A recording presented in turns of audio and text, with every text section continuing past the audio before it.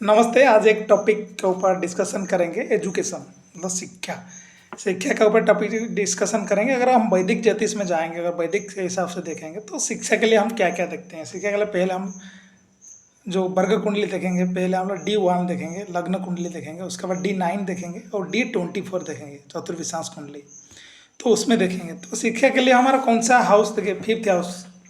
जैसे बोलते हैं प्राइमरी एजुकेशन के लिए general knowledge, primary education second house है, लेकिन जो एक्चुअली शिक्षा और ज्ञान का देखा जाता है तो इसमें क्या होता है, पंचम भाव देखते हैं। पंचम भाव देखते हैं, D1 का पंचम भाव पंचमेश देखेंगे, पंचमेश का नवमास्पति, मतलब D1 का आप देखेंगे पंचम भाव। D1 का पंचम भाव का जो स्वामी है वो नवमा मतलब D9 में जहाँ बैठा है, जिस राशि पे बैठा है उस राशि का स्वामी D1 कुंडली में कैसे हैं वो देखेंगे। फिर D24 में भी ऐसे, तो D1 का जो पंचम भाव का स्वामी है पंचमेश, वो D24 में है। D24 में जौन सा मतलब कौन जो राशि में बैठा है वो राशि का स्वामी D1 में कैसा है। मान लो मैं एक एग्जाम्पल दे रहा हूँ, मान लो एक D1 कुंडली में, लग्न कुंडली में पंचम में बैठा है, पंचम में लिखा हुआ 12 नंबर लिखा हुआ है, मतलब क्या है, मीन राशि। मीन राशि का स्वामी क्या है, गुरु। गुरु D1 में किस में बैठा है, मतलब गुरु जिसमें बैठा है D9 में, गुरु जो D1 का जो पंचम का स्वामी गुरु D9 में मतलब बैठा है कौन सा, 10th जहाँ लिखा हुआ है वहाँ बैठा है। और 10th का स्वामी क्या है, 10th हो गया मकर राशि। तो मकर का स्वामी क्या है, शनि। तो शनि को देखेंगे D1 कुंडली में वो शनि कैसा है, तो ये देखेंगे। ऐसे ही हम D24 जो D24 देखते हैं उसका भी देखेंगे। D24 में जो D1 का पंचमेश D24 में जिस राशि में बैठा है उसी राशि का स्वामी D1 में कैसा है। और अच्छा है तो पढ़ाई में अच्छा रहेगा, खराब है तो खराब रहेगा। ये है जब हम कोई भी कुंडली टेस्ट देखते हैं एजुकेशन के हिसाब से, ये देखेंगे, ये देखना है।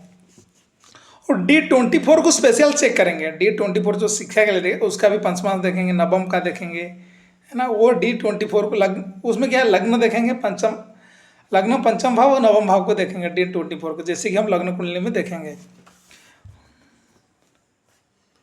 मान लो उसको पढ़ाई का कारक क्या, बुध देखेंगे, बुध कैसा है कुंडली में, बुध कैसा है, किस घर में है, कहाँ बैठा है, किस घर से आया है। मान लो 6, 8, 12 का घर से बुध आया है तो वो अच्छा नहीं रहेगा। और कहाँ बैठा है, मतलब कोई भी ग्रह कब खराब होता है, जब 6, 8, 12 में बैठा है और 6, 8, 12 का घर का स्वामी हो के बैठा है, नीच का हो बैठा है, तो वो ग्रह खराब रिजल्ट देता है। नहीं तो बाकी आप कंडीशन देखेंगे, घर कहाँ बैठा है, वो किस घर से आया है, किसके साथ बैठे हैं, तब वो जिसके साथ बैठा है वो किस घर से आया है, तब वो अच्छा रिजल्ट बुरा रिजल्ट जो देगा वो देखेंगे। अशुभ ग्रह है वो तो, जो अशुभ ग्रह मतलब जो 6 या 12 का जो उसके घर के स्वामी हो के आया होगा, निज का होगा। और राहु जहाँ बैठा है वो उसी भाव का हिसाब से फल देगा। मान लो किसी का राहु बैठा है पंचम भाव है, तो पंचमेश जो है जाके बैठ गया किसमें, भाग्य में बैठ गया, भाग्य से हो गया, नहीं तो लाभ से हो गया, 11th हाउस में बैठ गया, तो वो अच्छा रिजल्ट देगा। मान लो राहु जिस भाव में बैठा है वो नीच का होके 6 या 12 में बैठ गया, 6, 8 का 12 के साथ स्वामी के साथ बैठ गया, तो वो राहु वहाँ खराब हो जाता है। ऐसे नहीं आप हमेशा राहु को खराब नहीं सोचेंगे। राहु एक छाया ग्रह है, छाया है, मतलब आपको हमेशा कन्फ्यूजन करता है, इस टाइप का ग्रह है। तो राहु जहाँ बैठा है उसका कंडीशन, जिस घर में बैठा है उस घर का कंडीशन, उसका स्वामी, मान लो राहु एक घर में खाली बैठा है, कोई दूसरे के साथ नहीं बैठा है, उसका जो स्वामी है, उसका जो लॉर्ड है वो कैसे बैठा है उसको देखेंगे, तो आपको पता चलेगा राहु का कंडीशन क्या है।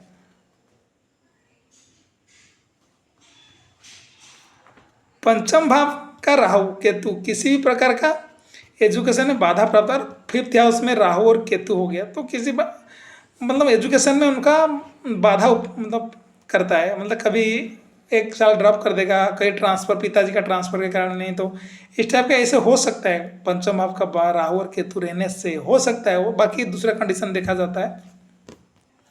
और एक चीज़, कारक जो पढ़ाई का कारक बुध है और गुरु बृहस्पति है, वो आप देखेंगे D1 में कैसे है, D24 में कैसे, उसको भी जरूर चेक करना। आपका कुंडली में नीच का ग्रह जितना कम होंगे, 6, 8, 12 में जो इतना ग्रह क्रम रहेंगे तो आपका कुंडली इतना मजबूत होगा। कभी कभी आप देखें पढ़ाई में बच्चे अच्छा होते हैं लेकिन पढ़ाई में मन नहीं लगाते हैं। पढ़ाई में मन के लिए हम देखते हैं चतुर्थ भाव। मान लो किसका चतुर्भाव दूषित है, चतुर्भाव अच्छा नहीं है, चतुर्भाव पीड़ित है, चंद्रमा पीड़ित है, 6, 8, 12 में चंद्रमा है, तो इन लोग क्या, आपके पास हर चीज़ होने के बाद भी बच्चे लोग पढ़ाई में मन नहीं लगता है। बाकी उसके लिए उपाय है, आप उपाय कर सकते हैं, कुछ मंत्र जप कर सकते हैं, उसके लिए आप कर सकते हैं। लेकिन ये जो है पढ़ाई में जो मन नहीं लगना, आप देख लीजिएगा उसका चंद्रमा कैसा है, चतुर्थ भाव कैसा है, चतुर्थ भाव पीड़ित तो नहीं है, राहु शनि केतु जो भी है वो पीड़ित तो नहीं है, वो देखिएगा, नीच का ग्रह ये सब चेक कर लीजिए, तो उसमें आपको पता चल जाएगा पढ़ाई में उसका कैसा है। किस किस दशा में बच्चे लोग पढ़ाई अच्छा करते हैं, है ना, किस किस दशा में, दशा मतलब ये महादशा नहीं, मैं अंतरदशा का बात कर रहा हूँ। अंतरदशा में कौन सा अंतरदशा में बच्चा पढ़ाई अच्छा करता है। तो एक लग्नेश की दशा हो, नहीं तो पंचमेश की दशा चल रहा होगा, नवमेश की दशा, ये दशा में बच्चे अच्छे पढ़ाई करते हैं। पंचमेश का नवमास्पति की दशा, उसमें भी बच्चे पढ़ाई अच्छा करते हैं। पंचमेश का चतुर्विशा मतलब D4, पंचमेश का चतुर्विशास्पति का दशा, है ना, मैं बोला हूँ पंचमेश जिस D24 में जहाँ बैठा है उस राशि का स्वामी, उसका दशा। पंचमेश का राशि स्वामी का दशा, चतुर्विंश कुंडली का लग्नेश की दशा और बुध का दशा, और गुरु के दशा में भी बच्चे अच्छा पढ़ाई करते हैं। जो मेरा जो स्टडी है उसमें अच्छा पढ़ते हैं। और जो दशा है ना, वो दशा स्वामी भी अच्छा होना चाहिए। मान लो किसी दशा का चल रहा है, लग्नेश का दशा चल रहा है, पंचमेश का नाम, वो दशा स्वामी जाके 6, 8, 12 में बैठ गए, तो वो नहीं है, दशा स्वामी शुभ होना चाहिए। और गोचर क्या देखेंगे, बृहस्पति का गोचर पंचम भाव, पंचमेश, लग्नेश या बुध को प्रभावित करे, और ऊपर जो पहले जो बताया वो सब स्वामी जातक जो दशा में बताया वो दशा का स्वामी ताकतवर हुए। क्या, बृहस्पति का गोचर पंचम भाव, बृहस्पति के ज्ञान का कारक है, पंचम भाव, पंचमेश, लग्नेश या बुध को प्रभावित करे। बृहस्पति का जो गोचर उनको प्रभावित कर रहे हैं, तो वो होता है पढ़ाई में बच्चे तब अच्छा करते हैं। और जिस ग्रह की दशा चल रहा है उसको देखना है, वो D1 में अच्छा हो, D24 में भी अच्छा हो, तो पढ़ाई में। और गोचर ही एक बृहस्पति का गोचर ये सब हिट कर, पंचमेश, नवमेश, लग्नेश, लग्न को हिट करे, पंचम भाव को हिट करे, नवम भाव को हिट करे, तो पढ़ाई में अच्छा होगा।